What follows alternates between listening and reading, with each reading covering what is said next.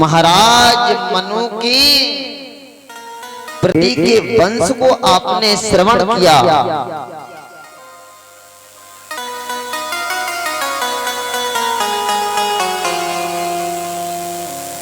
और वही बेटी पार्वती बन के दक्ष के यहाँ आई और दक्ष ने अपमान किया शिव का, लेकिन हाथ कुछ नहीं लगा। तो इस कथा ने हम और आपको क्या दिया? इस कथा ने हम और आपके अंतःकरण को एकदम साफ बना दिया। समझने की जरूरत है कि हमें किसी का अपमान नहीं करना चाहिए, हमें बुराई, द्वेष इत्यादि इन सब से दूर हो जाना चाहिए, तभी हमारा कल्याण हो सकता है। अपित कल्याण का दूसरा कोई साधन नहीं है। अगर व्यक्ति अपमान में आग में जी रहा है तो फिर वो किसी दक्ष से कम नहीं है। अगर जिसको बुझने की भूख लगी है तो समझ लेना वह व्यक्ति परमात्मा के काबिल नहीं हो सकता है।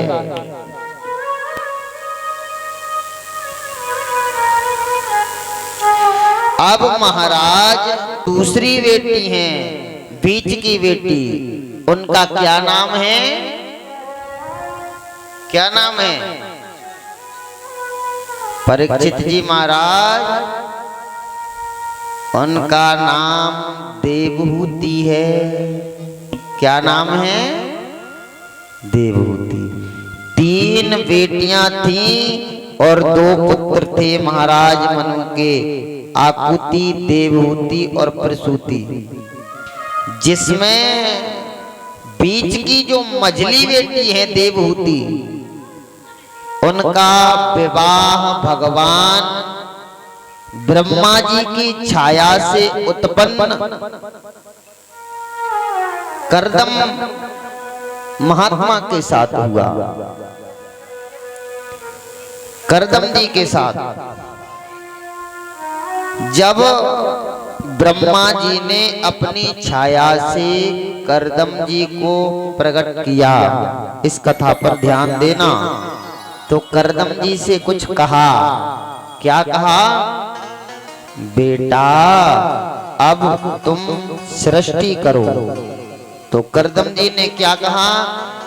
पिताजी हम सृष्टि कैसे करें, हमारी तो शादी ही नहीं हुई है। मंत्र का जाप कर रहे हैं, किस लिए कर रहे हैं? हाँ? शादी के लिए, विवाह के लिए। सरस्वत्याम तपस्ते पे सहस्राणाम समादश।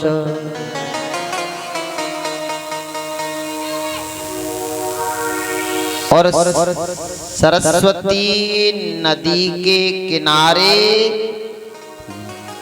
सहस्राणाम समादश, सहस्र माने 1000, कितने हजार?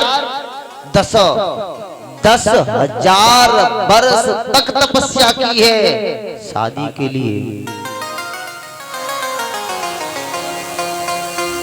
अब महाराज इनके यहाँ नारायण प्रकट हो गए, भगवान प्रकट हुए।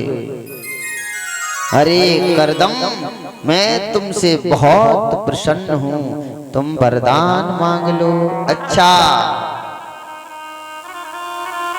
शादी ये कर्दम जी तपस्या किस लिए कर रहे थे? शादी के लिए। और भगवान प्रकट हो गए, भगवान ने कहा कि वरदान मांग लो। तो क्या बोले? नहीं नहीं नहीं नहीं प्रभु जी, बस मैं तो ऐसे ही तपस्या कर रहा हूं, मुझे क्या चाहिए, मुझे तो आप मिल गए।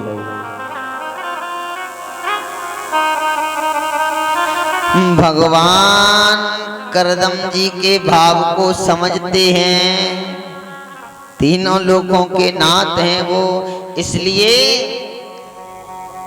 अरे कर्दम, मेरा आना विफल नहीं होता है, तुम्हें कुछ न कुछ तो मांगना ही चाहिए, बताओ तुम्हें क्या चाहिए।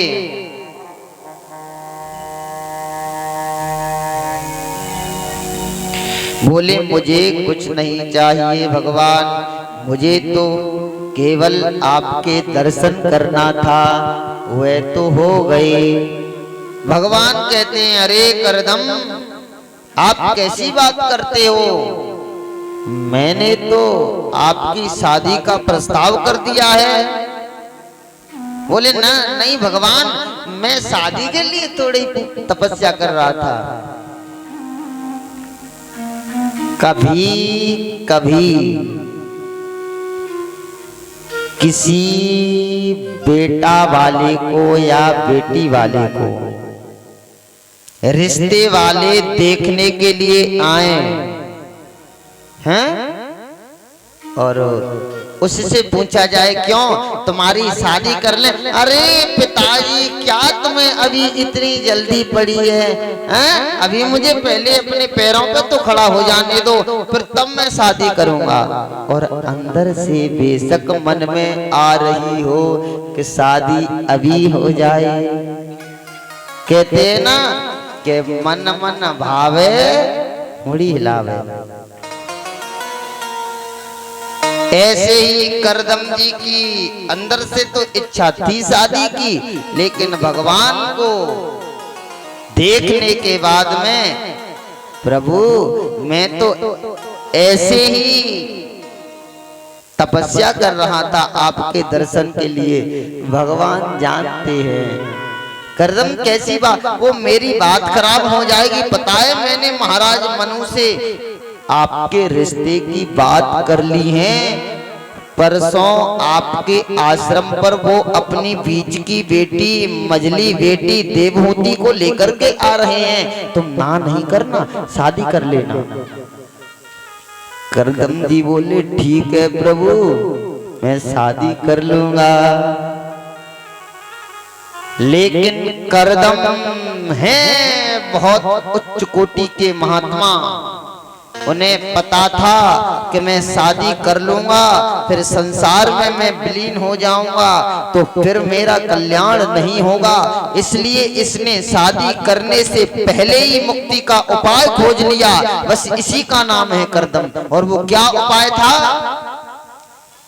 हे प्रभु, आपके कहने से मैं शादी तो कर लूंगा, लेकिन आप एक वचन दोगे तब। बोले क्या वचन? बोले आपको मेरे घर पुत्र बन करके आना पड़ेगा, तब मैं शादी करूंगा।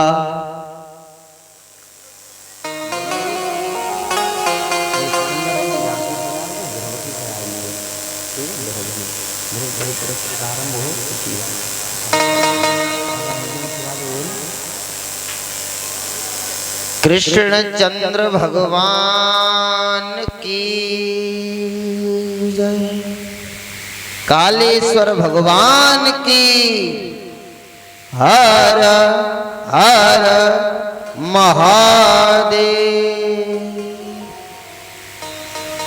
क्या कहा?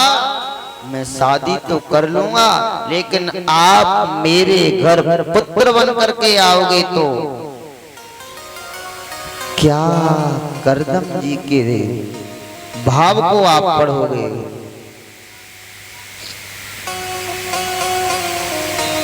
करदम जी के भाव को आप क्या पढ़ोगे?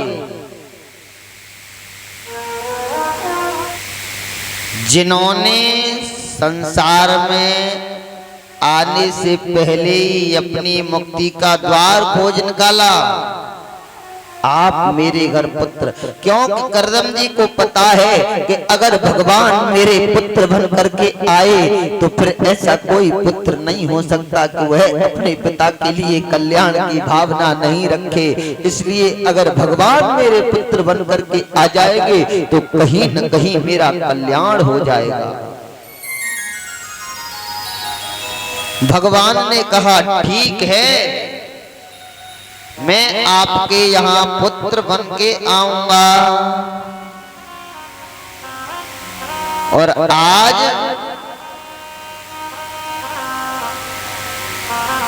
करदम जी भगवान से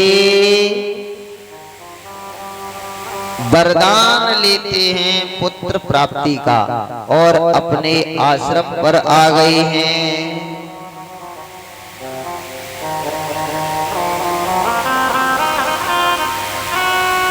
और जैसे ही अपने आश्रम पर करदम जी पहुंचे और परसों हुई, तो परसों क्या देखा करदम जी ने, इस कथा को आप चित्त लगा करके सुनना।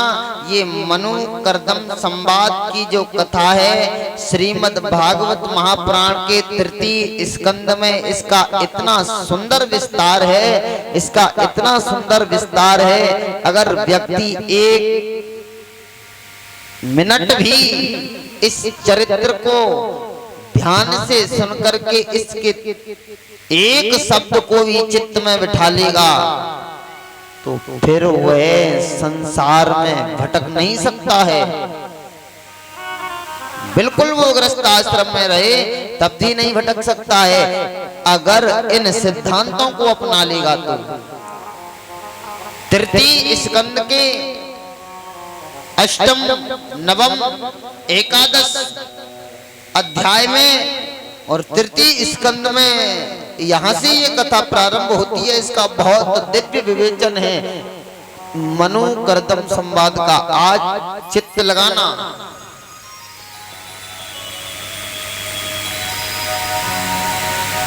जैसे ही आश्रम पर महाराज मनु और मैया शत्रुपा अपनी बेटी देवहूति को लेकर के आए और करदम महात्मा ने देखा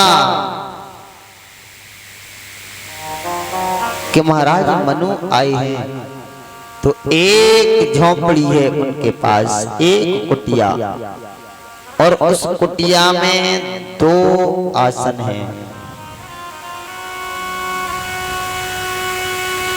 उस कुटिया में 2 आसन हैं। अब महाराज दोनों आसन दे दिए, एक पर महाराज मनु विराजमान है, एक पर मैया शत्रुपा विराजमान है। तब करदम जी ने देवहूति के लिए अपने आसन को दे दिया है। चित्त लगाना इस कथा पर। करदम जी ने देवहूति के लिए अपने आसन को दे दिया, लेकिन आज देवहूति मां विचार कर रही है अपने मन में कि ये आसन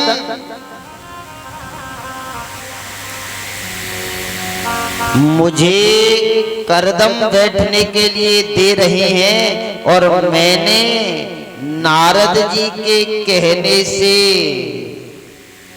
ब्रह्मा जी के वचनों के अनुसार करदम को अपना पति मान लिया है, और पति आसन बिछाए और पत्नी आसन पर बैठे, तो ये पतिव्रत धर्म नहीं है, ये पत्नी की मर्यादा नहीं है। ये कौन विचार कर रहा है? एक राजा के राजकुमारी विचार कर रही है, उस महाराज मनु की पुत्री। देखिए, इसे कहते हैं बेटी, ये होती है बेटी।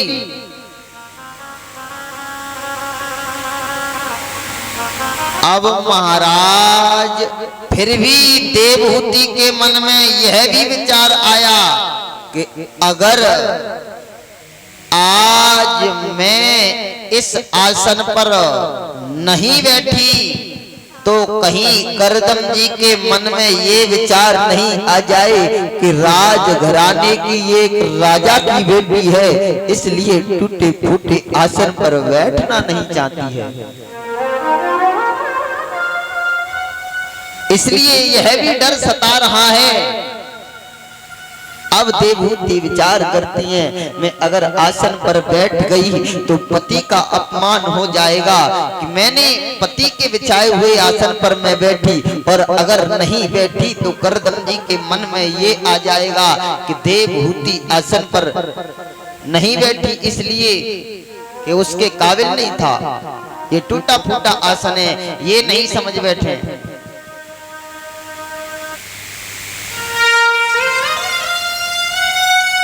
तब महाराज मैया देवहूति ने विचार किया कि मैंने ब्रह्मा जी के कहे अनुसार नारद जी के कहने पर करदम जी को अपना पति मान लिया है, तो पत्नी का वाम भाग तो पति का ही होता है। इसलिए महाराज वाम भाग को आसन पर ऊपर रख दिया है और खुद जमीन में बैठ गई है। इस बेटी ने शास्त्र का भी अपमान नहीं होने दिया और अपने पति के धर्म का भी अपमान नहीं होने दिया। ये है मेरे राष्ट्र की बेटी। इस भारत को वैसे ही मां नहीं कहा जाता है, इस भारत को वैसे ही मां का दर्जा नहीं मिला है। मेरे राष्ट्र में ऐसी ऐसी बेटियां हुई हैं, मेरे राष्ट्र में ऐसी ऐसी माताएं हुई हैं कि आज जिनके नाम से ही भारत की पहचान है।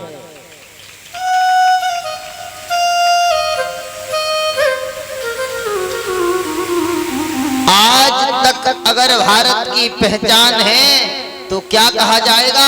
आजकल इंडिया इत्यादि कुछ भी रहा हो, लेकिन इसकी पहचान भारत से इसीलिए है महाराज भरत के इस भारत में ऐसी ऐसी बेटियां प्रकट हुई हैं कि आज जिनकी कीर्ति इतिहास में अमर है और इसी के नाम से इस भारत को भी एक नई ऊर्जा मिलती रही है।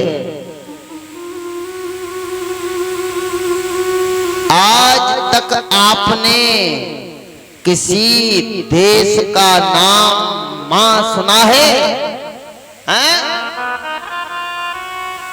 लेकिन अब जब भी आप पुकारोगे, जब भी आप जयकारा लगाओगे, तो आपको इतना ही कहना पड़ेगा, भारत माता की, भारत माता की, वंदे मातरम, वंदे मातरम।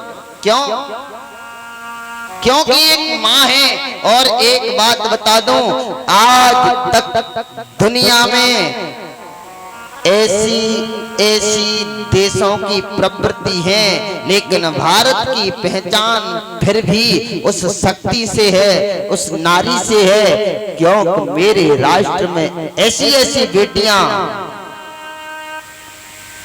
अवतरित हुई हैं जिनकी गाथा से पूरा भारत आज भी चमक रहा है।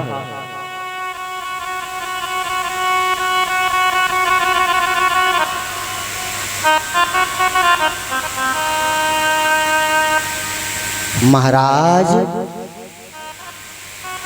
आपने किसी शास्त्र में ये नहीं पढ़ा होगा कि देवहूति मैया किसी कॉलेज में पढ़ने गई थी, किसी विद्यालय में पढ़ने गई थी।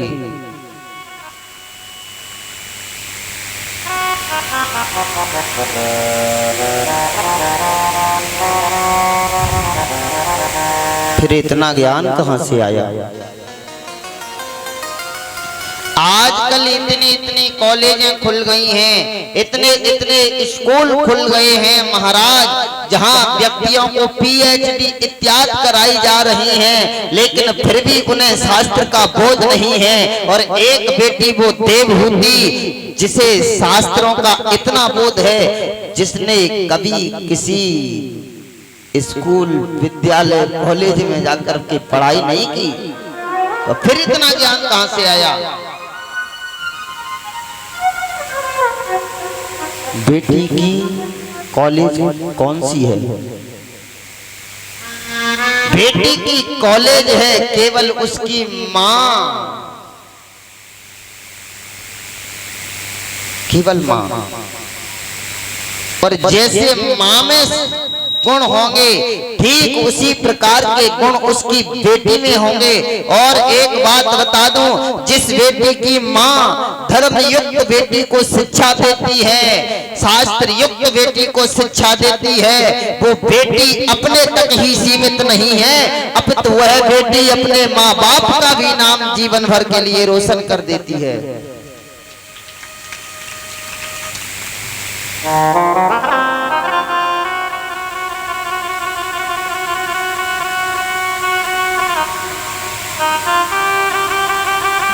इसलिए अपने बालकों को सुंदर शिक्षा और गुण दें। और बेटी का भी बस यही धर्म बनता है कि वह बेटी भी, वह बेटा भी अपने माँ बाप के धर्म को जीवित रखे, अपने माँ बाप को नाम को समाज में झुकने नहीं दे।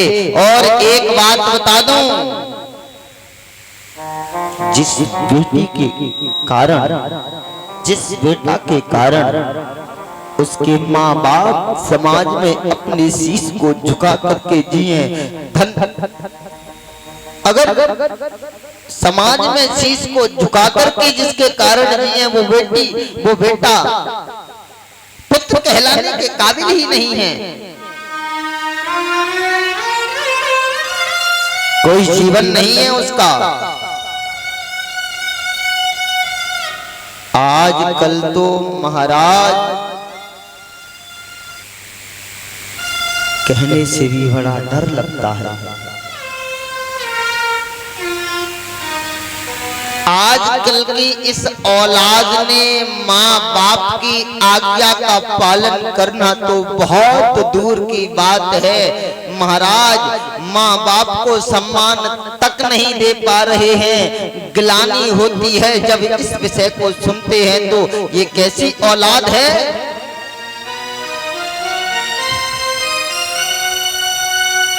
जवाब तक दे बैठते हैं माँ बाप को, जवाब की बात ही छोड़ दो, डांट तक दे रहे हैं। लेकिन नहीं, ये तुम्हारी शोभा नहीं है। अगर तुझे इतिहास में नाम अंकित करवाना है, अगर किसी वेद शास्त्र में तुझे अमर होना है, तो शास्त्र में अमर होने के लिए तो तुझे देवहूति बनना पड़ेगा। शास्त्र में अमर होने के लिए तुझे अनसुईया बनना पड़ेगा। शास्त्र में अमर होने के लिए तुझे वह दिव्य धर्म का अपने अंदर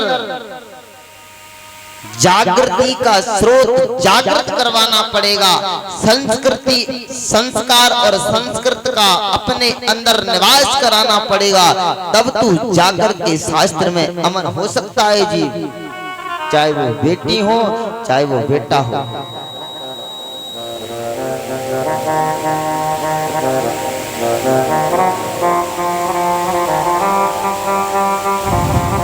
उसी वक्त करदम के भी नेत्र भर आए, वाह ये तो शास्त्रों को जानने वाली कन्या है, मैं भी इसी से विवाह करूंगा। इसके अंदर इतना दिव्य ज्ञान।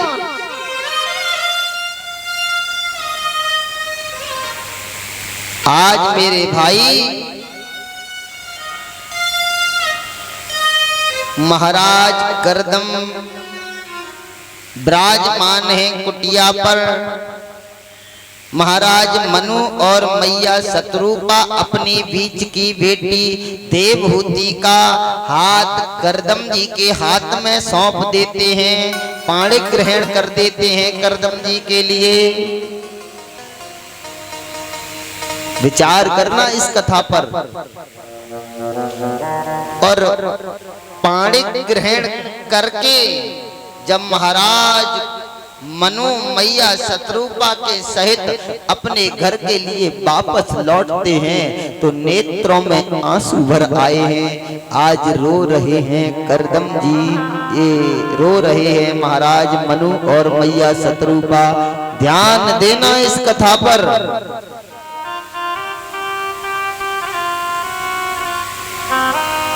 आंखों में अश्रु प्रवाह हो रहा है दोनों की में।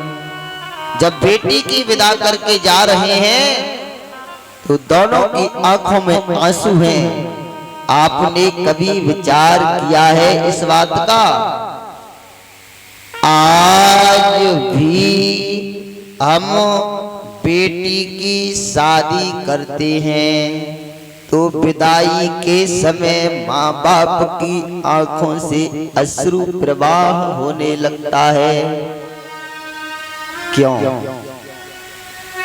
क्या कारण है इसका? आज भी बेटी की विदाई के वक्त माँ बाप की आंखों में आंसू होते हैं। वो क्यों होते हैं? क्या इसलिए कि ये मुझे छोड़ के जा रही है? क्या फिर वो जीवन में बेटी तुम्हें कभी मिलेगी नहीं? मैं मानता हूं कि अनुराग उमड़ता होगा और इसलिए आंसू आते होंगे, लेकिन आज आप विचार करना, क्या केवल इसलिए माँ बाप के नेत्रों में आंसू आते हैं कि ये मेरी बेटी हमसे दूर जा रही है? नहीं नहीं नहीं, महाराज मनु इसलिए रोते हैं बेटी देवहूति, आज मैं करदम के लिए तेरा पाणी ग्रहण कर रहा हूँ, आज मैं करदम के हाथ में तेरा हाथ सौंप रहा हूँ। बेटी तू मेरे कुल की मर्यादा का ध्यान रखना।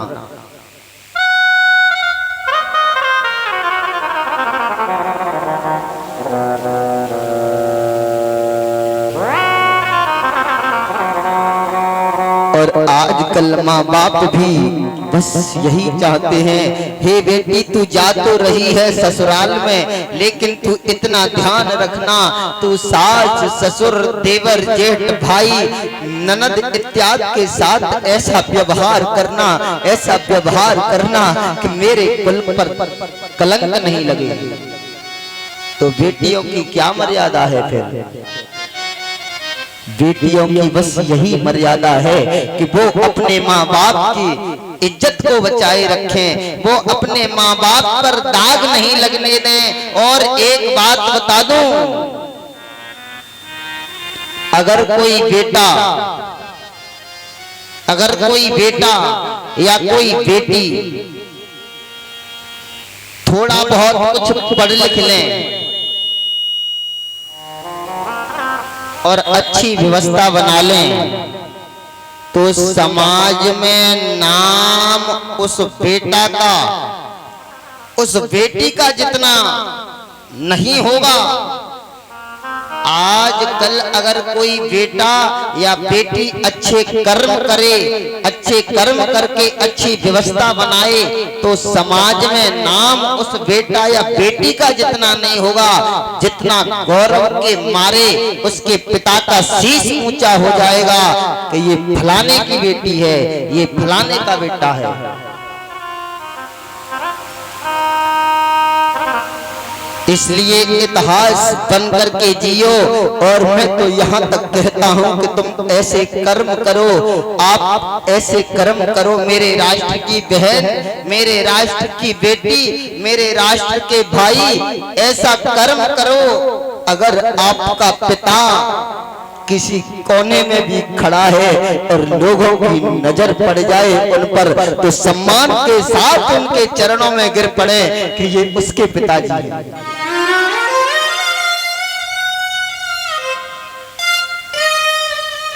जीवन में कर्म करने हैं तो तू श्रेष्ठ कर्म कर, तब तू इतिहास में अमर हो सकता है, तब लोग तुझे और सम्मान दे सकते हैं, और तब तेरे सम्मान से तेरे माँ बाप का सम्मान हो सकता है। अगर तू किसी की चुगली करके, अगर तू किसी की बुराई करके, अगर तू किसी की इज्जत पर कीचड़ फेंक करके नाम कमाना चाहे, तो भूल जाना तेरा जीवन में नाम नहीं हो सकता है। तुझे एक न एक दिन नीचा देखना पड़ेगा, और तेरे एक कुकृत्य से तेरा पूरा परिवार नष्ट हो जाएगा। तुझे माँ रूपी दुख भोगना पड़ेगा, तुझे पिता रूपी दुख भोगना पड़ेगा, तुझे संसार रूपी दुख भोगना पड़ेगा, और उस दुख से फिर तू कभी निवृत्ति नहीं पा सकता है। इसलिए जीव, तू ऐसे कर्म कर, तू ऐसे कर्म कर जिससे इतिहास एक दिन तुझे याद रखे।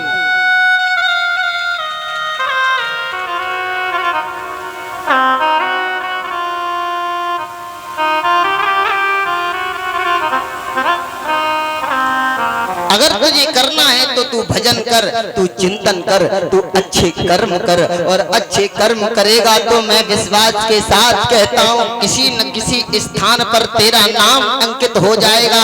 आज कल हमारा और आपका किसी कोरे कागज पर भी नाम नहीं है, और इनका नाम इन शास्त्रों से, धर्म मंचों से सम्मान के साथ लिया जा रहा है। इसका बस यही कारण है कि इनके कर्म ठीक थे। और एक बात बता दूं, जिस दिन तेरे कर्म सुधर जाएंगे, जिस दिन तेरी आदत विकृति में नहीं रहेगी, जिस दिन तू कुर्णबाई छोड़ देगा, उसी वक्त तू इतिहास में किसी गर्माबाई की तरह, किसी अहिल्याबाई की तरह, किसी मीराबाई की तरह अंकित हो जाएगा। वो मीराबाई पूरा समाज जिसे तिरस्कारित करता था, लोग जिसे पागल कहते थे, और आज मीराबाई इतिहास में अमर हो गई। केवल उसका यही कारण है कि उसने कुर्णमबाजी नहीं की है, उसने केवल अपने आप को समझा और परमात्मा के हवाले कर दिया। इसीलिए तो लोग आज मंचों से उनका नाम लेते हैं। मीरा दीवानी हो गई रे, मीरा मस्तानी हो गई।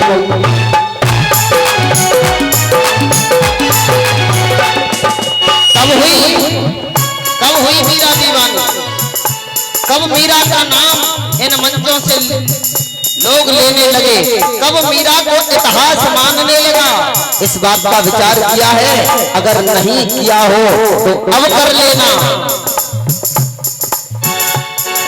श्याम रंग में रंगी चुनरिया हो, कौन से रंग में? श्याम रंग में रंगी चुनरिया हो, कौन से रंग में चुनर लगी थी? हैं? श्याम रंग में। और हम और आपने कौन से रंग में इस चोले को रंगा है? चुगली में, दूसरों की बुराई करने में, दूसरों को गलत दृष्टि से देखने में, दूसरे के धन को हड़पने में, भाई के हिस्से को हड़पने में, पड़ोसी के खेत की मेड़ को काटने में ये रंग चढ़ाया है, तो फिर तेरा नाम इतिहास में अंकित नहीं हो सकता है। इतिहास में तो उसी मीरा का नाम अंकित होगा। श्याम रंग में रंगी चुनरिया हो, मीरा मीरा मीरा दीवानी हो गई, मीरा मस्तानी हो गई, मीरा दीवानी हो गई, मीरा मस्तानी हो गई, मीरा दीवानी हो गई, मीरा मस्तानी हो गई।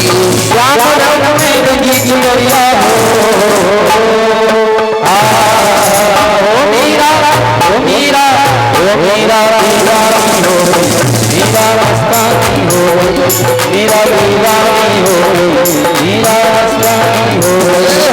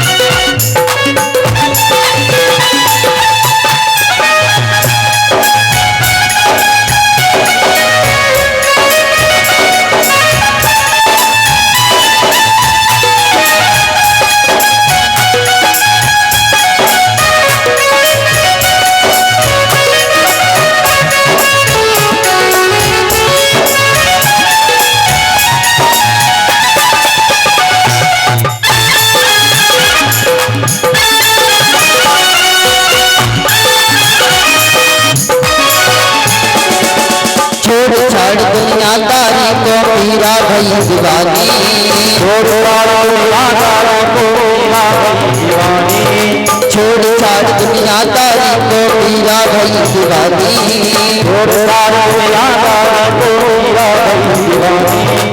ऐसी मस्तानी वो मीरा हो गई अमर कहानी, ऐसी मस्तानी वो मीरा हो गई अमर कहानी, ऐसी मस्तानी वो मीरा बन गई अमर कहानी, ऐसी मस्तानी वो मीरा बन गई अमर कहानी। कब मीरा कमर कब हुई?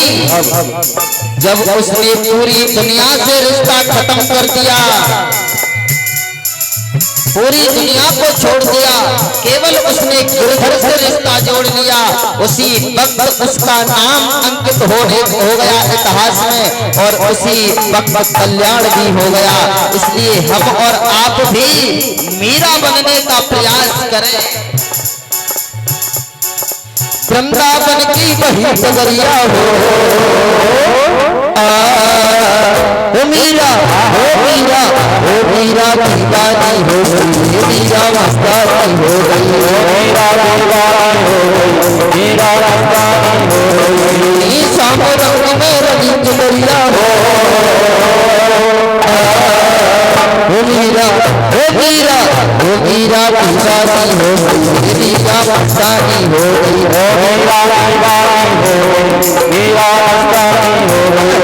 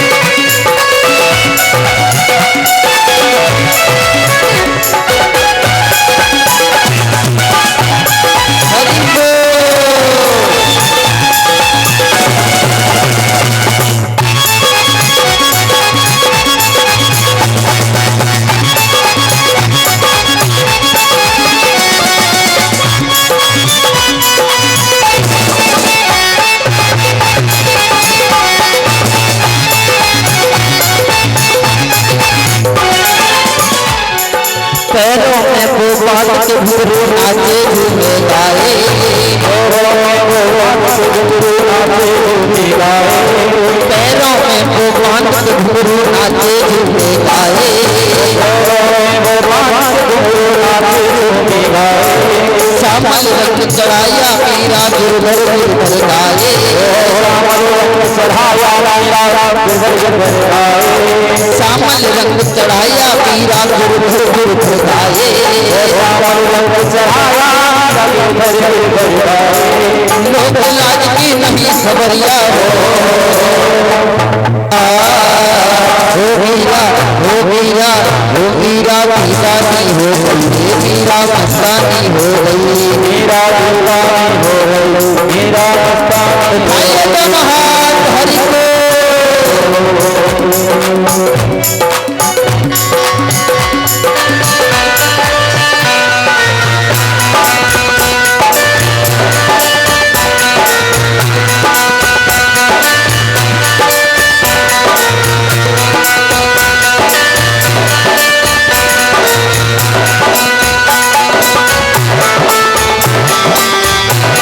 जय हो।